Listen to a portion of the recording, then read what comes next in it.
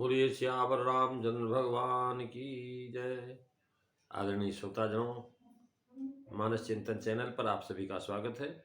पिछली चर्चा में दोहा नंबर 39 बालकांड के जो है 6वीं चौपाई में आप सुन रहे थे कि रामचरितमानस जो सर है, इसमें जो महाराज जो आकर के मंजन करता है, इसमें जो पहुंच जाता है, कहने के महाराज महाघोर त्रैत्राप यानी दैहिक दैविक भौतिक तीनों तापों से जो है वंचित हो जाता है। उसको ये लगते नहीं, मंजन से ताप दूर होता है, कथा के श्रवण करने से तीनों ताप दूर हो जाते हैं। और महाराज इसलिए कहते हैं कि महाराज जिनका श्री रामचरण में पक्का प्रेम है वे इस सर को कभी भी नहीं छोड़ते। हे भाई, जो इस सर में स्नान करना चाहे वो मन लगा करके सत्संग करे। ते नर यह सर तजहीन काऊ और जिनके राम चरण भल भाऊ, जो नहाई चह यह सर भाई, सो सतसंग करई मन लाई। श्री राम जय राम जय जय राम, श्री राम जय राम जय जय राम। महाराज जिनका राम जी के चरणों में पक्का प्रेम है वे इस तालाब को कभी नहीं छोड़ते। तजह ने सूचित किया कि वो सदा इस सर पर ही रहते हैं, इसको कभी नहीं छोड़ते, लौटना तो कोसों दूर। जिन पर राम जी की कृपा नहीं उनका कथा से लौटना कहा था। महाराज क्यों लौटता था? कहने लगे फिर आवे समेत अभिमान के कारण नहीं जाता वहां। और जो महाराज कथा में रहते हैं तो महाराज उनके लिए आशा भी यही है, एक ही व्यसन है, और यही जो है महाराज उनके लिए है। सनकादिक के लिए कहा है कि आशा बसन व्यसन यह तीन ही, और रघुपत चरित होई जह सुनहि। जहां राम जी का चरित्र हो वही सुनते थे। गोस्वामी जी कह रहे हैं रामचरितमानस में स्नान करने का प्रधान साधन यहाँ कहते हैं। प्रधान साधन क्या है? सो सत्संग करो मन लाई, सत्संग करो। ऐसा ही उत्तरकांड में कहा है कि बिन सत्संगन हरि कथा, ते बिन मोहन भाग, मोह गए बिन राम पद, होई दृढ़ अनुराग। यानी जो है भगवान के चरणों में दृढ़ अनुराग तभी होगा जब आप सत्संग करें। इस प्रकार से बता रहे हैं कि मनुष्य मात्र को संबोधन करते हैं, पुकार करके कह रहे हैं कि यही सर तज, कह रहे हैं महाराज यही सर तज कतहु नेता हो। महाराज भाई है कि पाप पूर्ण आ चुके हैं, जो नहाई चाहे यही सर भाई, सो सत्संग करे मन लाई। यानी जिनको इच्छा ही नहीं उन्हें उससे हम नहीं कहते, जिनको इच्छा है वे उनसे कहते हैं कि यद्यप कथा में जाना और सादर श्रवण करना ये राम कृपा साध्य है, पर वह श्री राम कृपा मनुष्य चाहे तो प्राप्त कर सकता है, उसका साधन बता रहे। सो सत्संग करो मन लाई, मन लगा करके सत्संग करो। गोस्वामी जी मन लगा करके सत्संग करके करने को कहते हैं, जिसका भाव यह है कि बिना सत्संग के भ्रम संशय दूर नहीं होते। और यही बात शिव जी ने गरुण जी से भी कही है कि तब होई सब संशय भंगा, जब बहु काल करिए सत्संगा। बहुत काल तक सत्संग करना पड़ता है। करें महाराज ये मानस कैसे आएगी? कहने लगे मानस के लिए मानसिक चक्षु चाहिए।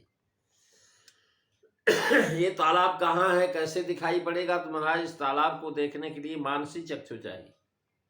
अस मानस मानस चक्षु चाहिए, भाई कब बुद्ध विमल पे होगा ही। ऐसके मानस को हृदय के नेत्र से देख करके कवि की बुद्धि उसमें गोता लगा करके निर्मल हो गई। यहां मानस का रूपक बता दिया। अब महाराज कह रहे जे श्रद्धा संबल रही तो नहीं पहुंच सकते, जिन पर भगवान की कृपा नहीं वो नहीं जा सकते। जो ये गाँव चरित संभारे तय ताल चतुर रखवारे, सब बताया। अब यहाँ बता रहे हैं कि महाराज आनंद रामायण सर्ग में सरयू अवतार की कथा है। महाराज जे है गाँव चरित संभारे, राम कृपा के बगैर महाराज जो है राम जी का गुणगान भी नहीं हो सकता। महाराज इस प्रकार से कह रहे हैं रघुनाथ जी मुदगल ऋषि के पुराने आश्रम पर पहुंचे तो मालूम हुआ कि वे इस आश्रम को छोड़ करके दूसरे स्थान पर रहते हैं। अब मुद्गल जी के दर्शन होने पर श्री राम जी ने यह आश्रम के त्याग का कारण विस्तार से पूछा कि महाराज तो आयामा व्यस्तव किमर्थ मुंसत्तम। उसके उत्तर में वो बता रहे हैं महाराज आप आश्रम वहां क्यों छोड़ दिए। तो उसके उत्तर में कारण बताते हैं कि सान्निध्यम नात्र गण्या सरज्ञा अपने नात्र इतमत्ता तरिष्टम, अर्थात उन्होंने बताया कि राघव गंगा सरजू का संग प्राप्त होने के लिए इस आश्रम को छोड़ करके दूसरी जगह चला गया जहां दोनों प्राप्त है, गंगा भी सरजू भी। रघुनाथ जी ने पूछा कि ये दोनों यहाँ प्राप्त हो जाएं तो इस आश्रम में आप निवास करेंगे। उनके इस बात को अंगीकार करने पर महाराज रघुनाथ जी ने और भी प्रश्न किए और पूछा कि सरजू क्यों श्रेष्ठ है और क्यों धरातल पर प्राप्त हुई है। किमर्थ सरयू श्रेष्ठा कितः प्राप्त धरातलम। तो ऋषि का उत्तर है कि जब शंखासुर वेदों को चुरा ले गया था और अपने आप ने मत्स्य रूप धारण करके उसे मार करके वेदों को ला के दिया और फिर पूर्व रूप हर्ष पूर्वक धारण कर लिया, उस समय हर्ष के कारण आपके नेत्रों से अश्रुबूंद निकला था।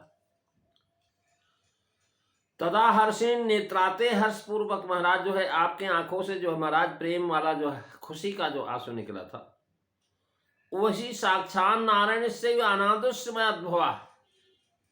यानी उन्होंने बताया कि अनाथ सिद्धि योध्यम विशेषण, यानी उन आश्रुओं से हिमालय में एक प्रेम नदी उत्पन्न हुई और मान सरोवर में वे प्रेम बिंदु प्राप्त हुए।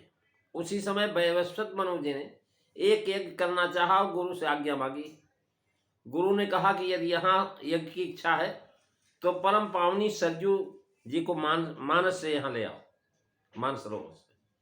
यह सुनकर के उन्होंने पतंचा चढ़ा करके बाण चलाया और मानस सर को बेद करके श्री अयोध्या जी में ले आए। आगे आगे बाण, पीछे पीछे सरजू जी आए। इसी सिर का नाम सरयू है। सर का मतलब जो है बाण, यू का मतलब बाण के इशारे पर चलने वाली। महाराज सरजू जी ने अपनी उत्पत्ति जो है आगे बताई है। सत्योपाख्यान पूर्व अध्याय में बताया है कि राजा दशरथ जी ने सरजू अष्टक बना करके सरजू की स्तुति की है,